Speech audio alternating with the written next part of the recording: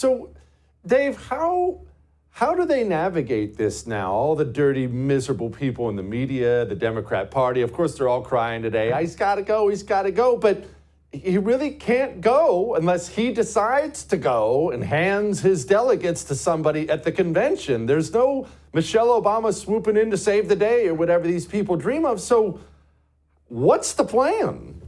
That's the question right now. I mean, well, okay, so what we know is that we just last night lived through one of those moments, which happens so often. It's really something out of 1984. It's the most Orwellian thing where the media will have a narrative they're all in on, and then at the drop of a dime, they switch. You know, like with the lab leak theory, when Jon Stewart made fun of it, and then all of a sudden it was okay. You could talk about this. Well, that happened last night. You're allowed to talk about Joe Biden's age now. Literally yesterday morning, this was off limits. They were all just a few weeks ago mocking that Wall Street Journal article. Joe Scarborough was talking about how Joe Biden's at his peak and that behind closed doors, he's a savage and he's totally on top of it. So that's over. They have now admitted that the emperor has no clothes. They can join the rest of us who have been talking about the obvious severe cognitive decline of Joe Biden over the last decade. So that's the first step. Then there's a lot of questions that come up. Can they get Joe Biden to agree to step down? Can they get Kamala Harris to agree to step down? If she doesn't want to, she's got a very easy card in front of her. Oh, you're slighting the woman of color. Very easy for her to play that card. Then the question becomes, if you can't get Kamala Harris and Joe Biden to agree, are you better off with Kamala Harris at this point? It's been pretty unanimous amongst the corporate media class and the political class that they prefer Biden to Harris for obvious reasons. She's that bad.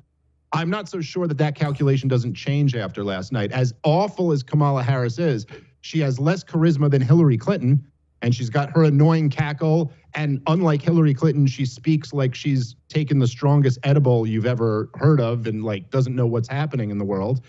But at this point, is she a better bet for them? She's not senile. She does have that going for her. And so your guess is as good as mine, but there's no question that the signal has gone out that they want to get somebody else in there now. That's official. It's no longer just, speculation. They want Biden out. Gosh, how much of an indictment is that of Kamala Harris? That the debate, there's a genuine debate. Do we stick with the dementia patient or go with her? Dave, well, by Jesse, the way, to wrap this up, are you? Well, I was just going to ask yourself. I mean, look, if you could remove every sense of morality that you have or any feeling for the nation, like if you could just say you're just a political animal and the only thing you care about is that the Democrats win the White House this November. And you had to go with one of the two of them. I think it's a pretty tough choice right now. It's not self-evident that there's a clear choice to me.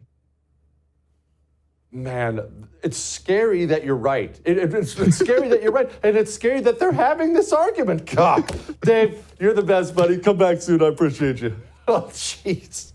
He's right.